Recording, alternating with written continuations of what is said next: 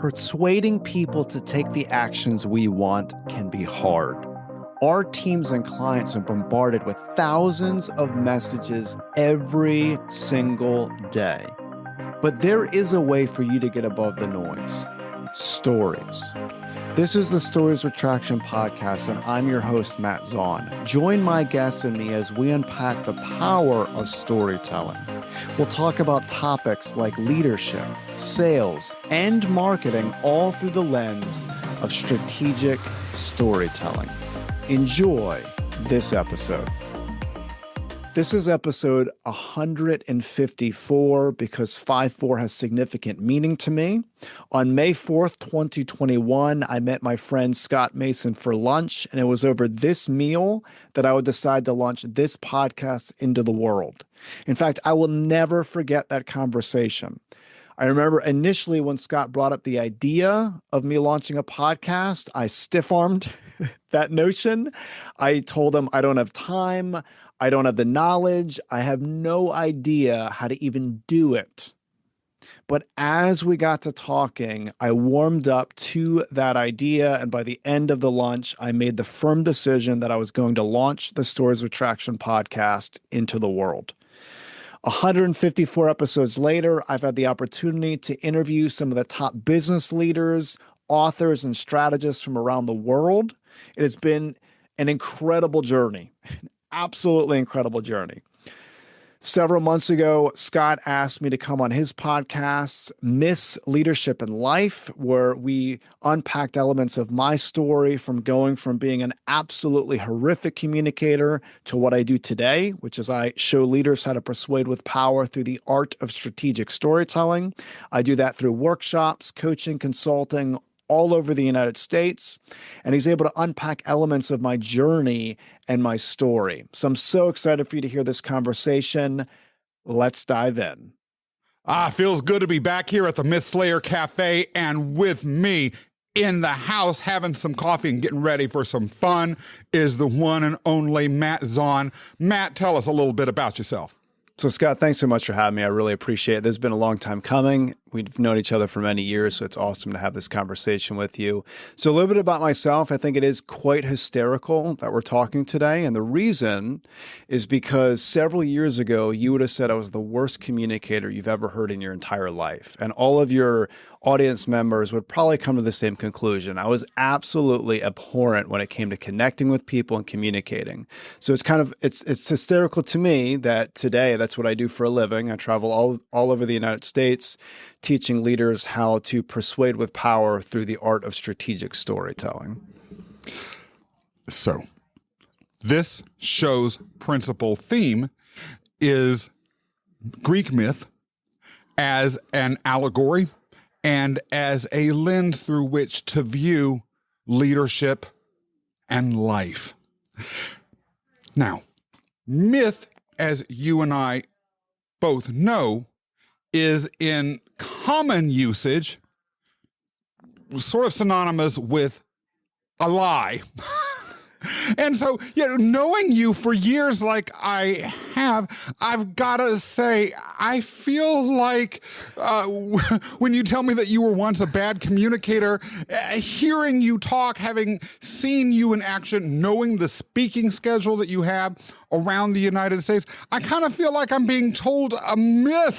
How can that possibly be true? How on earth can someone who was a poor communicator end up speaking literally around the United States, hosting a successful podcast, all these other things, having started off as a poor communicator? I mean, I talk about charisma. I work with people on that, but come on, Matt, that's taking it to another level. All right, so, for sure. So a few points. So I think it really goes back to obsession. I can get very obsessed with different things, and I made speaking an obsession in my life at one point. So a lot of it's based on family. So it starts with my grandfather. My grandfather inspired me to get involved into the political world. And as I'm sure you can imagine, there's a lot of speaking, a lot of communication, connecting that goes on with that. I wasn't able to do that right out of the gate. I primarily focused on numbers and data points, a lot of research, and I quickly learned that people did not care about my numbers. They cared about the powerful stories that were being told. So I knew I needed to learn storytelling. I needed to obsess about it. And then if I'm able to bring other family members into the mix here, so my father gave me my work ethic and my mother gave me my strategy. So my mother was an incredible businesswoman. So she was constantly, by not only her words, but also her actions, teaching me how to view life almost like a chess set. How many moves ahead can you be? If you do this here, something's going to have a ripple effect over here. You constantly need to be mindful of different moves ahead. So I got my strategy from my mother. And then regarding my father was an incredibly intensive worker. Not only at his job, but also what he did recreationally. So he was an Ironman triathlete. So as a very young child, I witnessed my father doing grueling athletic feats all the time. I remember as a very young kid, my father built a box around a stationary bike. And on this box, so it was a wooden box, he had a little table. And I would actually sit on the table and I'd play games with him and I'd eat dinner with him as he was pedaling. So I got to see someone for hours and hours and hours a day train. So when you put all these pieces together, the work ethic and then the obsession, it really worked out well for me as it pertained to the storytelling piece. Because as I'm sure you can imagine, there's a lot of trial and error that goes into this, a lot of embarrassing moments, a lot of times just dropping the ball, looking like a fool, and having to push through to understand how to truly connect with an audience. What you've just given us goes as to a couple of the underlying themes of this episode. Number one, strategic storytelling. You shared a set of stories, but you shared them with intentionality, with a strategic mindset vis-a-vis your own goals and the goals of the show. You've also done something else, which can sound sinister, but I actually think from a leadership perspective, it's important to point out and would love to hear your thoughts about, which is you have self-mythologized. Leaving aside this common definition of myth as a lie, what really were Greek myths? Greek myths were the story representations of an entire society's hopes, aspirations, values, dreams, expectations, cautionary tales. Some would even go so far and have gone so far as to say that myths were the storytelling representation of an entire culture's identity. And Greek myths, having spread throughout the entire world, at this point, represent, I would argue, the cultural identity, basically, of all of civilization. At least those that ascribe to the fundamental values that we in the Western world have inherited and that have been popularized throughout the rest of the globe. With that in mind, then, when I say you were just self-mythologizing, that may sound like you were being self-aggrandizing or trying to compare yourself to Zeus. I don't see that as an insult or what I was trying to say at all. What I was trying to say was you had created an expression of the foundations of your identity. How is that the same or different than the concept of strategic storytelling? Yeah, so I think you bring up a really good point. I really appreciate you mentioning the myth piece, because early on, especially in my career, I believed a myth about myself that I couldn't connect with people, that I was, my purpose was to be behind a computer screen, be behind spreadsheets, focusing on numbers. And I told myself this again and again and again. That's why it was so incredibly difficult to actually get up in front of people, especially on any kind of stage platform, and share a message. And it wasn't until I started to put in the reps myths and I started to see the more I got better at communication and connecting, things went a lot better for me. And my messages were able to land a lot better with my audiences. So I appreciate you bringing up the myth piece. I think it's really important. It's amazing the different myths we tell ourselves, the different identities we give ourselves. You also mentioned identity, unbelievably important, the identities we think of as it pertains to ourselves. And I had an identity of being someone that had social anxiety. I kept to myself. I didn't really want all eyes on me. So having to get out and almost not necessarily create another identity, but understand that I could share something with the world. I could tweak the story, the ending of the story, that I didn't need to be someone that just sat behind a computer. I could be out in front of people. I could actually get up on stage and share. If we think about myth as a cultural expression, what is a culture but a group of individuals? The myths, I would argue, that the individuals tell about themselves, such as the ones you have just described, to the extent then they are pushed out, externalized, and incorporated within the culture, then become also collectively how that culture identifies themselves and representations as to what that culture values, what it views important, and how it and what it aspires to be, ultimately creating a pathway for that culture's destiny, just as a myth that you told yourself, the one that you just shared, could have created a fence around your own destiny. How did that change? Well, back to the culture piece, you mentioned culture. So the culture within my family was intensive work and strategy. So even though it wasn't easy, it was not easy, I promise you, but it was years and years and years of basically taking the culture of my family, which was an intensive work ethic, and the strategical piece, getting out there and figuring out how to make a game out of being a better communicator. And that's exactly what I did. I made a game out of it. Early on in my career, this might sound a little bit weird to you and maybe your audience members, but I made a game out of embarrassing myself. Okay, so I want everyone listening to think of it this way. So if you want to be a phenomenal communicator, so let's say everyone listening would probably say, hey, I want to be a better storyteller. I want to be a better communicator, not a worse storyteller, not a worse communicator, obviously, right? So if you want to be better, and let's say you want to reach a level of incredible. You want to be one of the best speakers on the planet. You want to be unbelievable when it comes to inspiring, persuading, getting that buy-in. Let's say it takes you 5 years. The average person, it would take half a decade to get to that level. Mm-hmm. That's a pretty good length of time. Yeah. What if you can shorten it by actually putting yourself out there and creating an environment where you regularly embarrass yourself? You can actually shorten that down because you can speed up the reps that need to be taken in order to aspire to that level. So that's what I did. I literally made a game out of it. And I said, okay, every single month, I'm going to make sure I have this many embarrassing interactions. So whatever that was, sometimes it was doing improv comedy. Sometimes it was getting up at an open mic night where people are expecting stand-up comedian to get up and giving a motivational speech.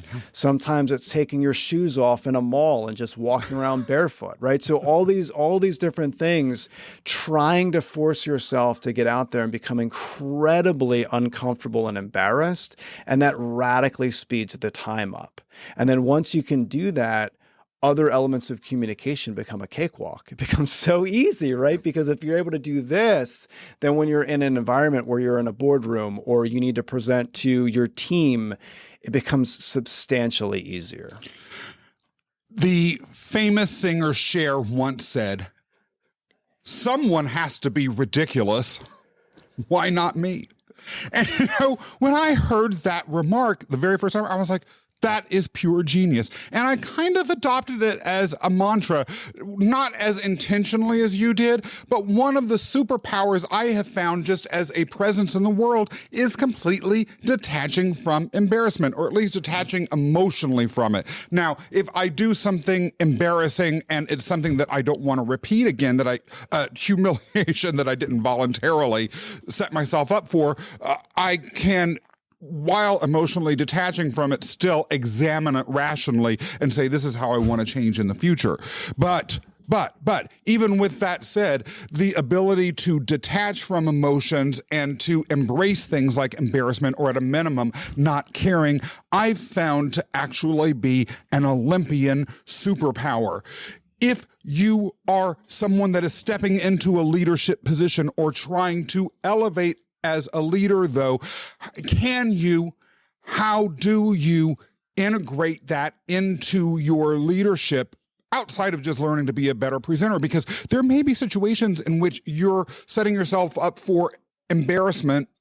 And in the world that we live in now, that could be documented. Someone could type about it in social media or record it and have it up, and there it is forever.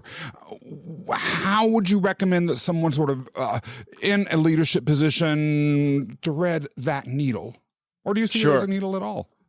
Yeah, so I would recommend focusing outside your normal world. I think it's so important. We get stuck in our own world. So regardless of what career someone might have listening to this episode, you're in what the world you're in, you are living, you're breathing it every single day. If you get outside your world, there are a lot of different lessons that you can learn that are still applicable in the world you're in. So a few examples.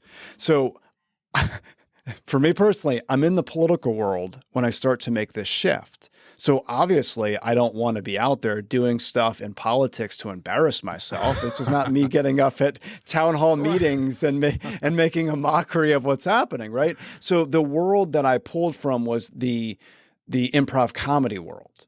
So for years, I got involved in improv comedy. I started with an organization called Comedy Sports. There's Comedy Sports all over the United States. There's multiple chapters. Comedy Sports is a spinoff from Second City, the iconic Second City in Chicago. A lot of SNL individuals have come from Second City. So I got involved in the Comedy Sports for about 4 years. Okay, so 4 years of doing this, being on stage. And then from there, I actually linked up with an improv comedy troupe called Better Than Bacon. So Better Than Bacon. And we would sell out audiences. So we would have numerous shows where we would sell out, and it'd be a packed house, and there's bright lights on you, and someone throws a suggestion out into the world, into the audience, and now you're looking sometimes like a deer in the headlights out at all these different faces, and it looks like you are just a fool. Like you feel silly in the moment, and it's agonizing and it's painful, right? Because you want to be able to perform in that moment. I had many instances of this happening where I'd like blank out and I'd be staring, trying to figure out what do I need to do to make this a success. Now, relying on my team, I was able to pull myself together and work with them to make sure that the show went well. But rep after rep after rep, this agonizing just lesson that I learned through this. And sure enough, toward the end of I was going to say career, it wasn't really a career, at the end of my hobby, so to speak, in the improv comedy world, sure enough, when that ended, my speaking career launched full force. And I will tell you what I do now, even though obviously there's considerably more money, there's a lot more at stake because of the organizations that I'm helping. It's actually way easier than what I was doing in the improv comedy world. So I was able to pull from a different world. So I'd recommend if everyone's thinking like, hey, I don't want to look foolish at work, I don't want to look foolish with what I do, is there any way that you can pull from outside of your normal world? Another example that I would give for me too is the music industry.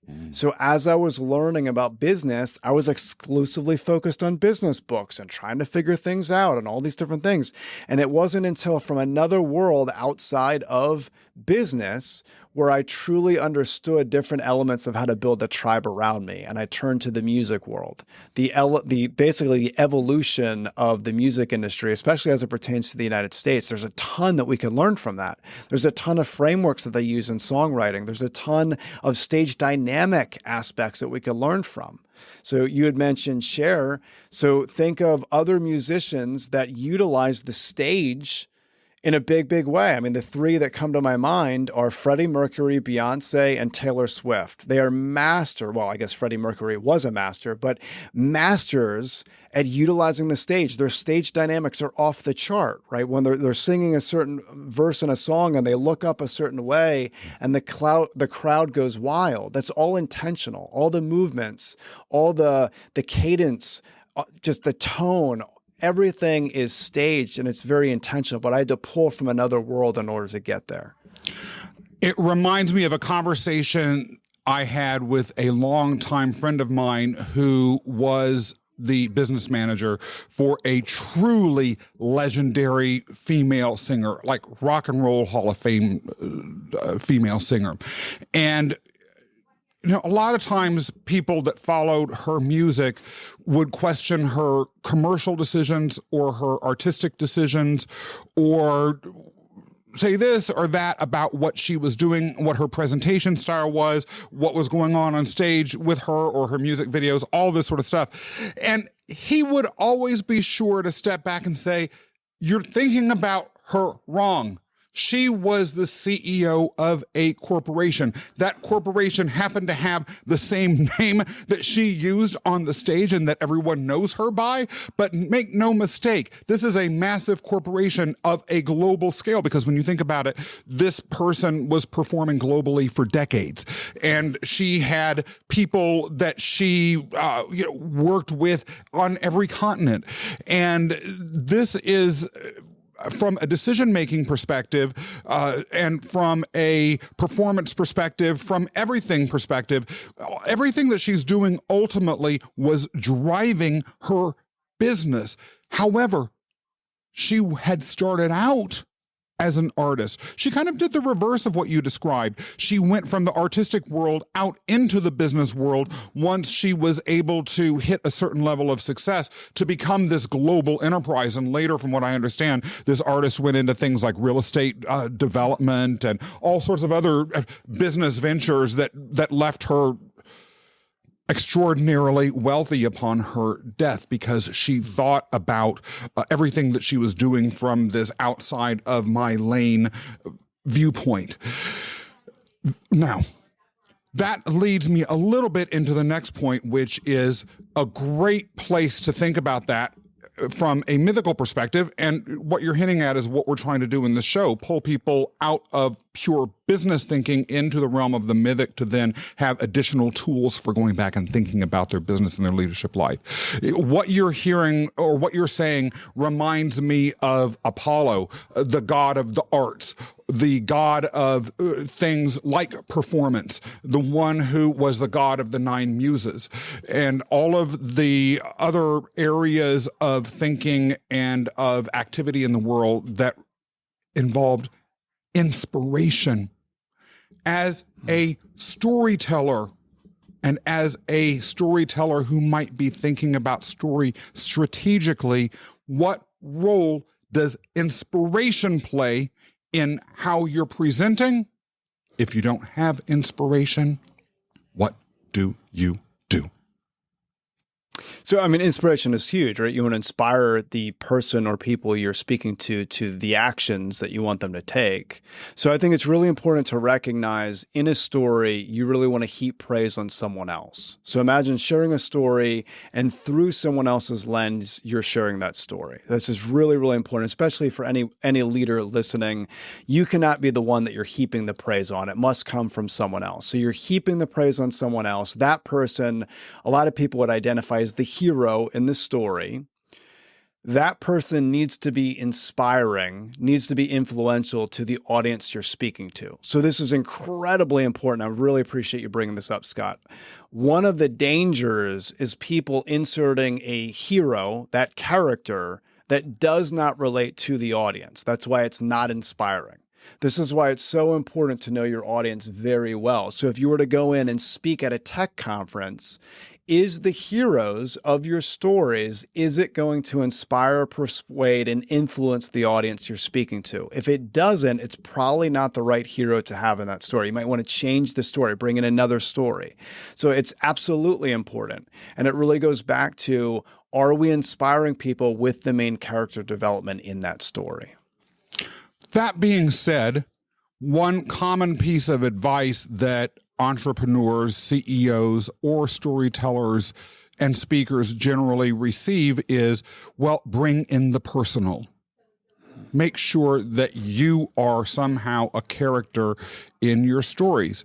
Now, in order to do that, if you're not the hero, who is?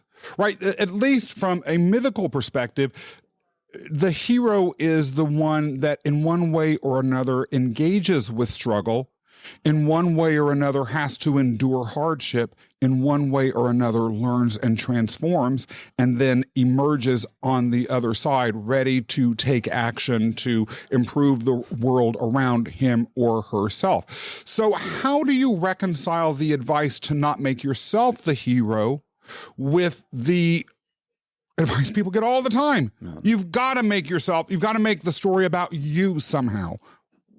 What is a wannabe speaker or CEO or avatar of their company? What are they to do? Yeah, it's a great point. So I think one way you could look at it is move away from the verbiage of hero. So I guess it would be a technicality in this specific instance.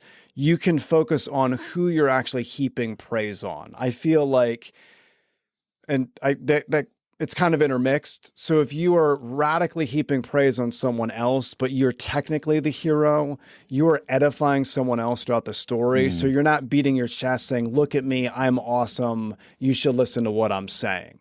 And this is where I think a lot of people get tripped up. So more than likely, we should use the verbiage heaping praise on someone else, because you can be the hero and or guide if you are strictly edifying someone else in your story.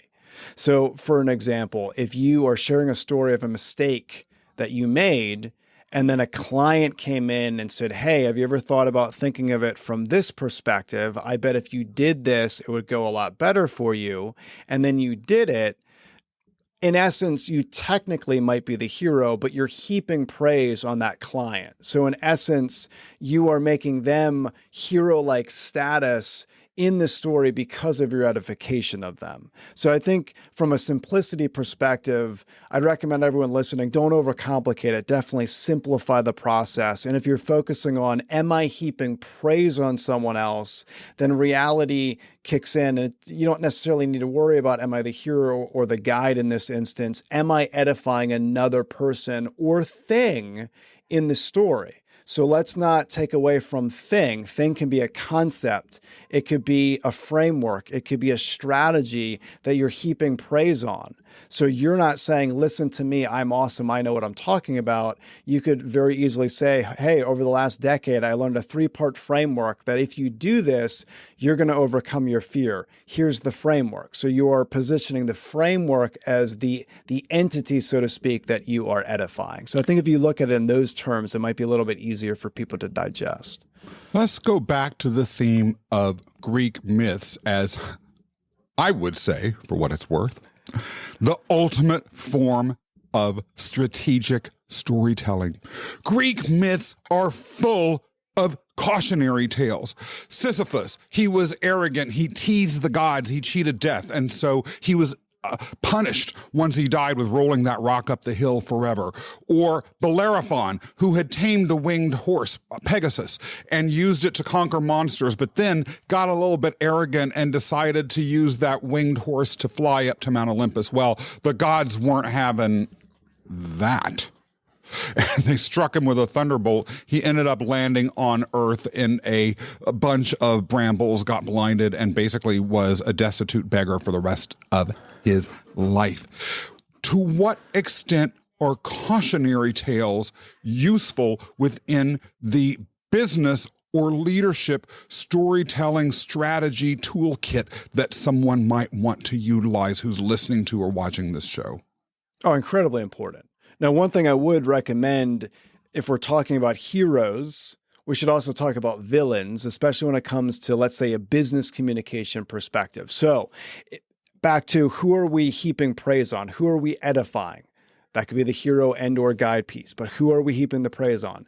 That should be a person and or thing. The thing is, again, the concept, the strategy. The person can be a client, can be a team member, can be a family member, right? A lot of our personal stories with business themes intertwined can be very powerful, right? So those are the entities, so to speak, or the people that we're heaping praise on.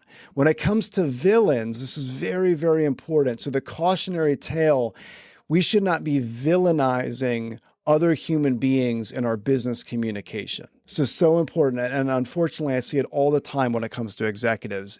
They might not do this directly, but it might be indirectly. It might be through sarcasm. They're actually putting another person down in a room full of people. So they're actually, in essence, vilifying them as it pertains to their story. So the cautionary tale is when it comes to business communication, the villain is actually an objection. So an objection of, let's say, not having the best time management practices or not closing the sale. There's elements of an objection. So we're vilifying the objection, not a human being. Now, if you need to bring up an example of someone that did something that was not good, I recommend not building out too much of a humanized element when it comes to that person. So here's what I mean by that. I was working with an executive not too long ago, and he said, hey, I have this really good story of a business professor that I had, and this individual gave me terrible advice.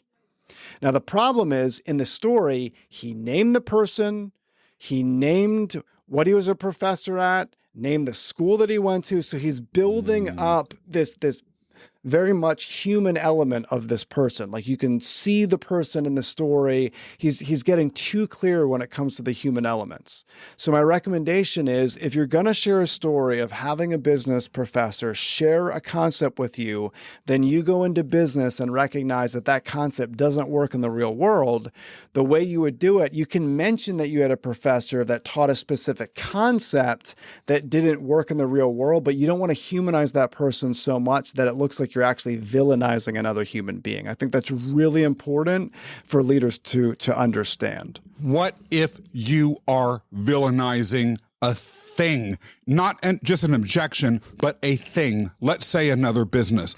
The classic case of a myth that villainized a thing, by the way, is the Iliad, where the Greeks had as a villain the city of Troy. The individuals, if you read the Iliad closely, that live in Troy actually aren't presented particularly villainously at all. In fact, they are, for the most part, quite multidimensional. Some of them have qualities that are better or worse. It's clear that Homer, the author, is on the side of the Greeks, but really the villain is Troy as a concept that will not release Helen of Troy, that will not give up this fight, and that was wrong for accepting Helen of Troy, who was kidnapped from the Greeks. This kidnapping was basically why the Trojan War started. The Trojans would not release her back to the Greeks, who were coming to fight this war to defend her honor and to bring her back to her rightful husband. And the reason I ask that question and think about this in particular is there is a contrary view as to what I suspect, you might say, that I read once in an interesting Harvard Business Review article, which was there's no better way to build your business, to generate excitement around what you're doing, to stand out and to push than to have another business be the villain of the myth or the story that you're writing.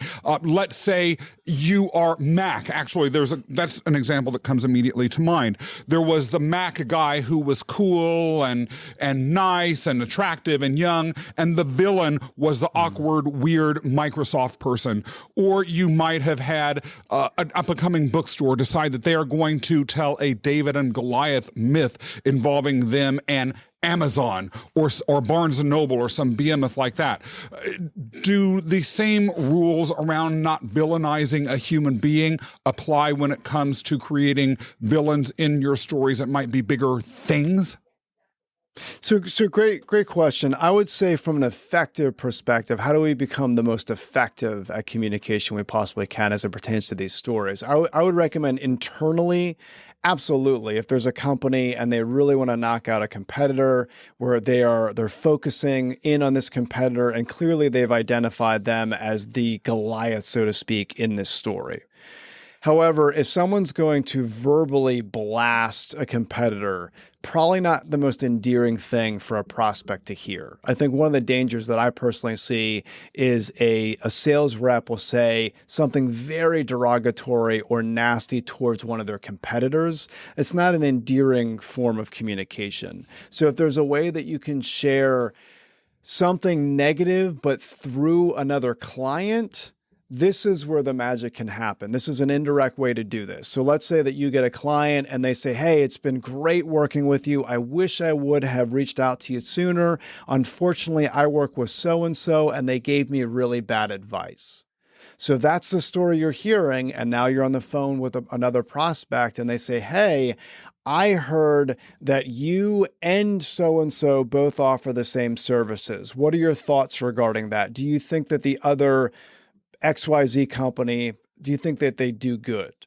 You might even be able to say something nice. Hey, I heard that they do a lot of good. Unfortunately, I did have one of my clients come to me recently and say they worked with them in the past and it didn't go so well. So you're indirectly utilizing the client. You're essentially you are figuratively bringing them into the conversation and then vicariously speaking through them. It's their voice that is, I hate to use the word tearing into, but basically creating that negative story back to your prospect. When it comes to images, you mentioned different commercials. There's elements of imagery that I guess technically could lead one to say, hey, this is the villain. I think a lot of the ones that you mentioned, though, really were tied into humor. So it wasn't as aggressive as really vilifying and basically tearing into and beating the client. It was more used from a humoristic perspective, which I also think can be a powerful way to get a message through for sure. I've just got to do an add-on from a personal perspective here.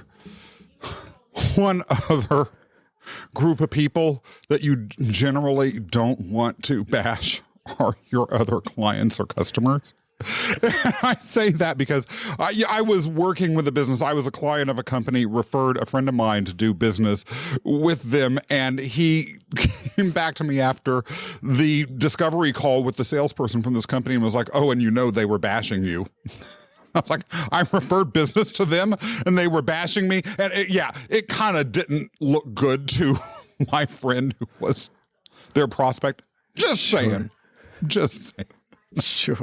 The story is funny and it goes as to humor. In an episode with a guest by the name of David Saphir, we used the myth of Hermes, who was hilarious, at least according to the Greek myths, as a doorway into talking to some extent about, well, to a large extent really, about humor. Humor in cross-cultural circumstances and humor when your entire business is sinking and when you're afraid for tomorrow.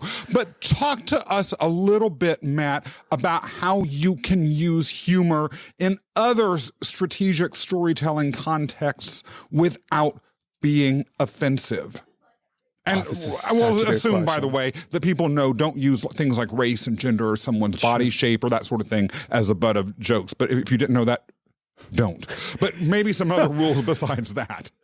Sure. All right. So here's a big rule that I always recommend to leaders for sure. So any leader listening, one of the dangers that I see is jokes in of themselves. And I'm sure everyone listening could probably think of an example or story where they heard they saw someone get up, share a joke, and it didn't land. Yeah. They didn't have that punch, right? They didn't land the joke. And they look like an absolute fool.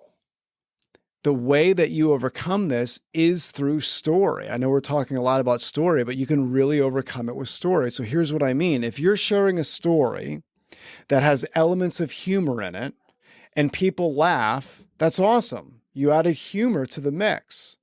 If you share the same story with elements of humor and people don't laugh, you still don't look like a fool.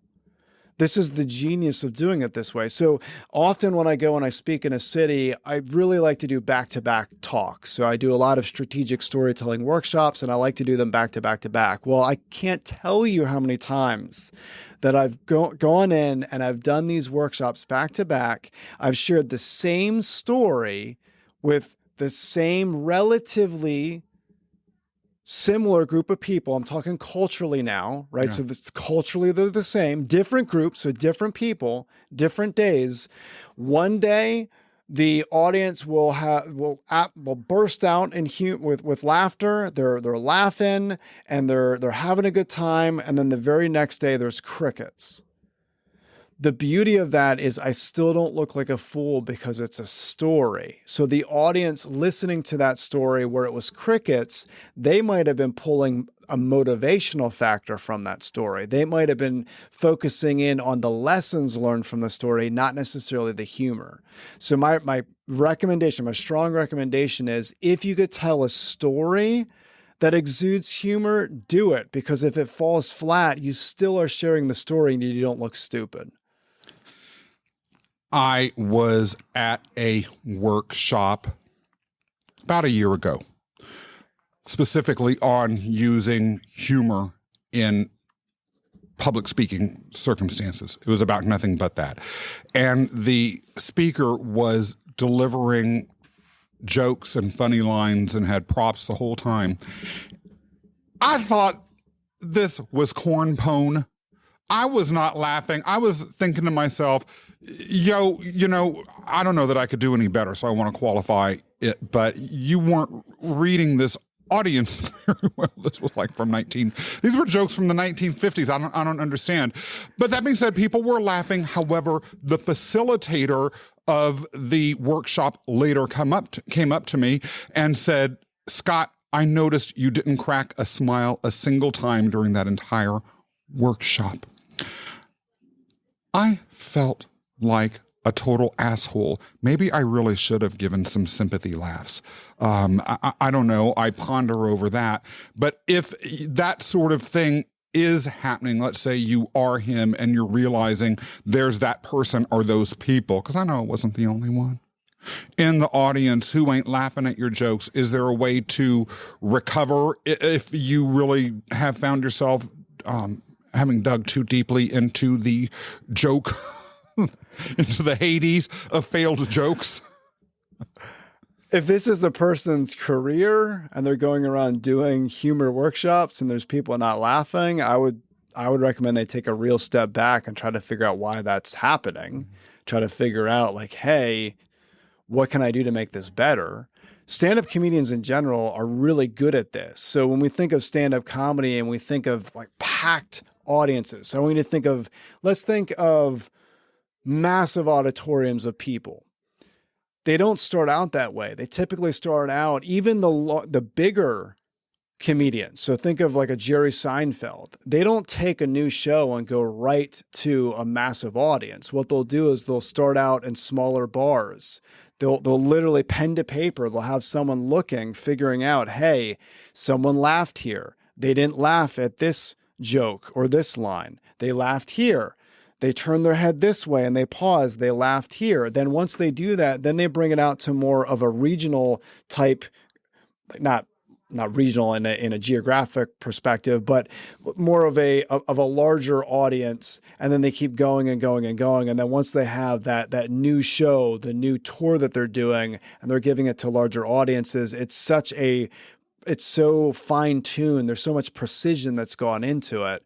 So I guess back to your point, Scott, regarding that humor workshop, someone should probably figure out, hey, take a pulse of the audience. If there's 50 people in the room and 10 of them aren't laughing at these jokes here, why is that the case? Maybe they should nix those jokes and come up with other jokes. So I guess I wouldn't know how to specifically answer the question, not seeing the workshop, but it's something people should really take an audit of for sure. For a joke to work, it has to have a good punchline. For a story to resonate, it has to land, in particular at the end. That's the thing I love about Greek myths. The ending is always not just dramatic, hyper dramatic. And Matt, I love hyper dramatic. It's a thunderbolt ripping across the sky and someone falling from a chariot, plunging down thousands of feet into the sea, or a dragon coming up and eating someone, or Medusa's head being pulled out of a bag and an entire room being turned into something really awesome like that. If you are in a business context, the dramatic outcomes, I would imagine that a lot of your stories have involve profit or making money. How do you make the ending of these sorts of stories really land? That's a great question. So it needs to have a profound impact connection on the audience member. This is so important. So I appreciate you bringing up that example regarding the drama, just the drama of storytelling. In a business setting, I want people to really view it more as a connection point. Okay, so let's reframe our thoughts regarding storytelling from a business perspective. It's not a movie production. It's not a Broadway play. This is an experience that we're sharing. We're sharing an experience that happened through a strategic story. It needs to make sure that it has a character clearly identified, and it needs to have ordinary world, new reality. That's really important. Ordinary world, new reality, which is the entire basis upon which the hero's journey stands. So for everyone listening, hero's journey, Pixar, Disney, Marvel, Star Wars, all of those iconic, rah-rah, amazing, dramatic stories always follow the hero's journey. The main element is ordinary world, new reality. So from a dramatic perspective, the new reality is what's going to really have someone connect to that story. So from a dramatic effect, they want that change. They want that punch, so to speak, that you mentioned, the punchline of a joke. They want to have that oomph. Well, the oomph comes with a change. We need to make sure that there's a transition in the story, which would lead to the absolute change of what's happening. What happens if you, as a CEO or a public figure of any sort, or just someone looking for a promotion in your workplace, develop a story, share it in a critical situation, apply your best thinking, including all of the wisdom that you have shared with us today, sort of as like a male Athena, and nonetheless, it blows up in your face. How do you recover from failed storytelling? Well, I would really want to work back and try to figure out how did they get to that point. I really believe, based on practice, based on going through a systematic approach through a very specific framework, I think it'd be very rare that someone would just completely fall flat. But I do recommend them going back to the drawing board and figuring out what story should we have shared? How do we get it in front of them again? Although I will say, Scott, it's incredibly rare if done properly, because you're really going against human psychology at that point. People love to hear engaging stories. They love to see themselves in someone's story. So if the individual, let's say, that they're heaping praise on relates to that audience member and they can see themselves in that story, it'd be really difficult to see how that story would completely bomb. Does it happen? Sure. And then we need to work back and try to figure out what happened that led to that breakdown. Was it they didn't practice the story enough? They just got up and shared a story off the cuff without actually going through it. They didn't think about it enough. The way that their cadence wasn't good, so the way that they rolled it out wasn't good. There's a lot of different variables, but if done properly, it's incredibly rare that something would just bomb like that. So far, we've been talking about storytelling as the relaying of a series of events or states in the past that lead up to a transformation that occurred after the initial set of events, that presumably the individual telling the story or the entity telling the story is still benefiting from. That being said, my contention is that the stories, the myths, like the one that you mentioned that you were telling yourself early about your speaking ability, about their past, can transmogrify into entirely new stories about the future, or even shifting the narrative that you tell yourself or that you share others strategically can inadvertently create narratives about the future. To what extent do you recommend, and is this even a question that's possible to answer, thinking about stories when you consider the future? When you consider the future of where you're going? Yeah, the future of your enterprise, the future of your career. Yeah, so I think a lot of times people, they'll say, verbiage like this, like forget the past, let's focus on the future. It's almost impossible to forget the past, right? Because there's elements of our past that come out in the present, which leads to the future. So I think from a track record perspective, we do need to identify different past experiences to try to figure out what will our future look like. And I think it's important that as we go through challenging circumstances and situations, can we draw on those stories, some of them being dramatic, back to your point, dramatic story that we overcame so that we can start crafting the future the way that we want to.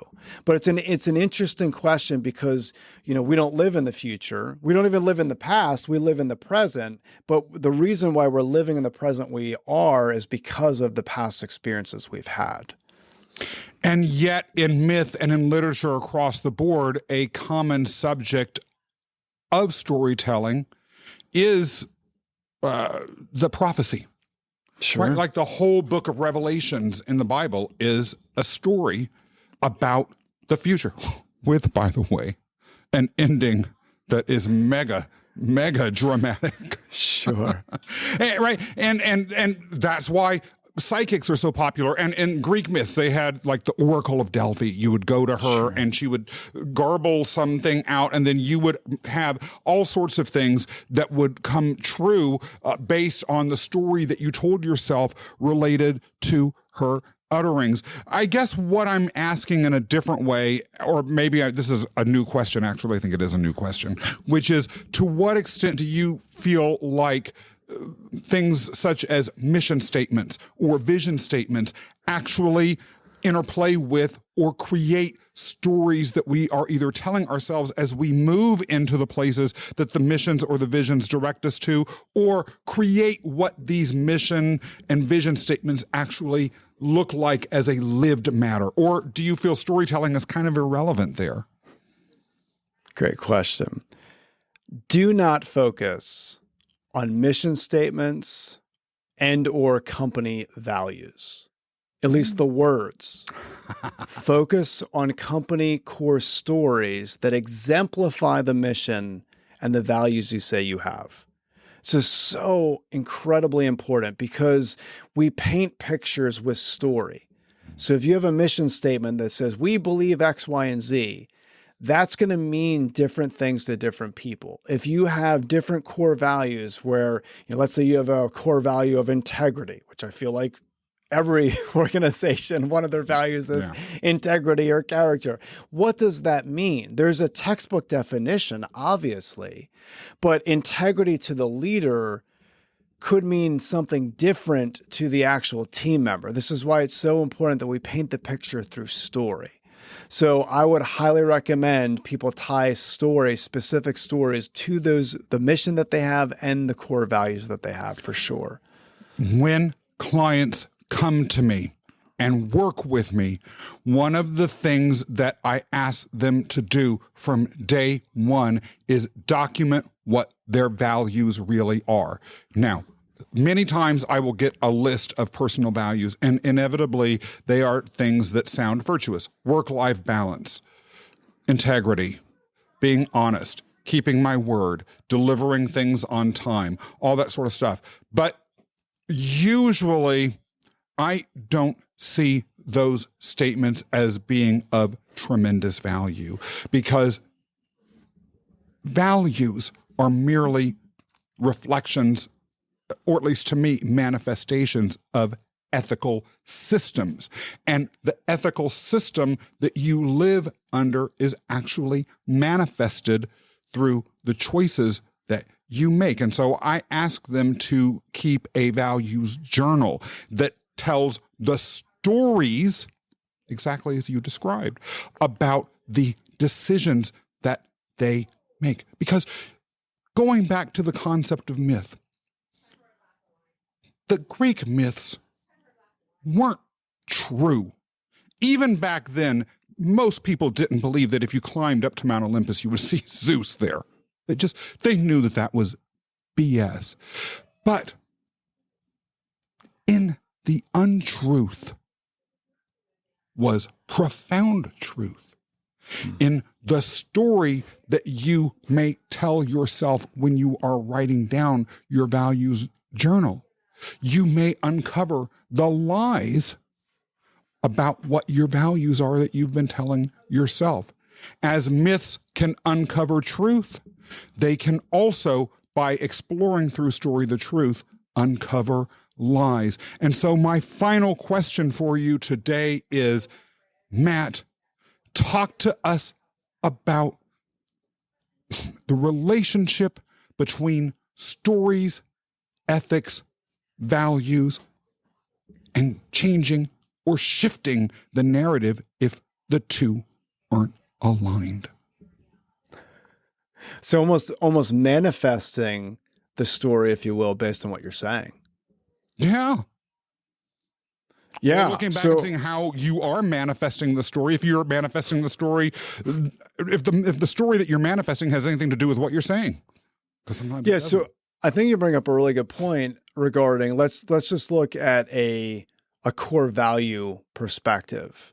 And you had mentioned Mount Olympus and going up, right? And clearly you're not going to find Zeus.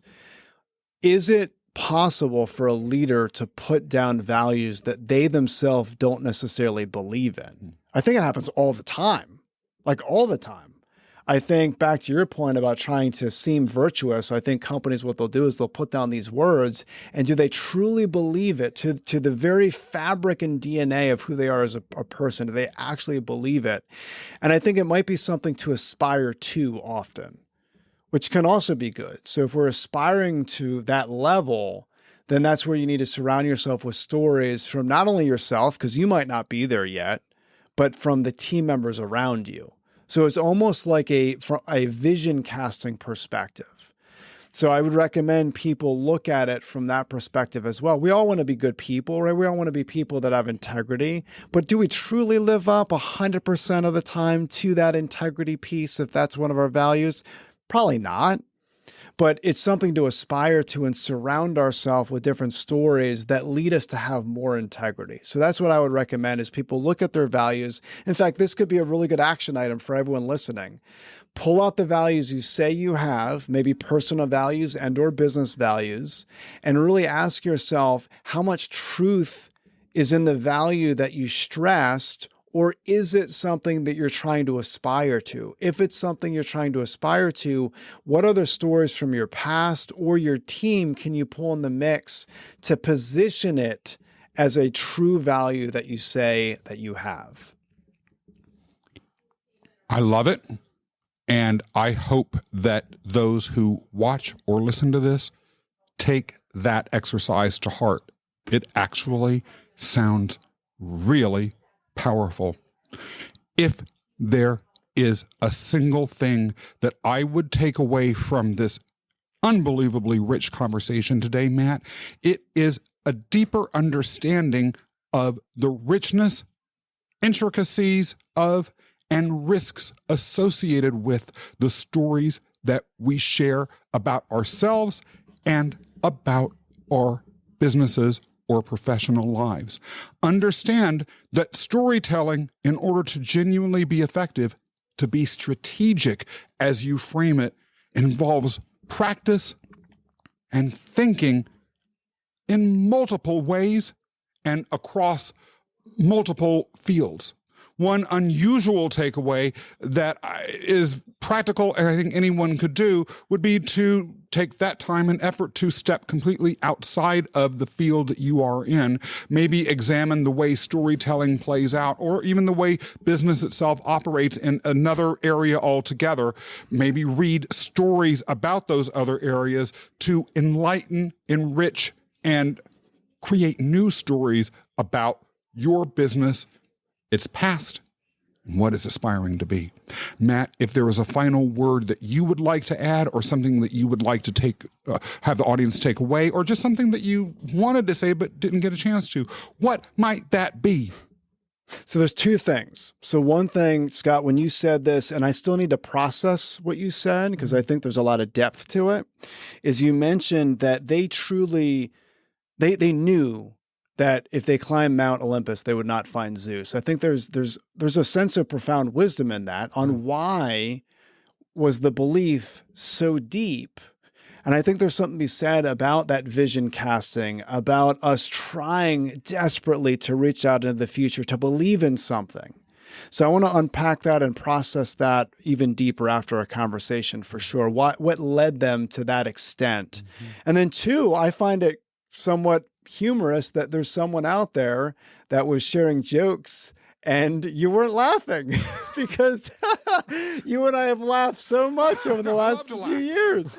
Yeah, you love laughing. So I think it's a really good example that even if someone is doing something, even if it's their profession, even if they're getting financial gain from it, it doesn't necessarily mean that it's going to land with everyone.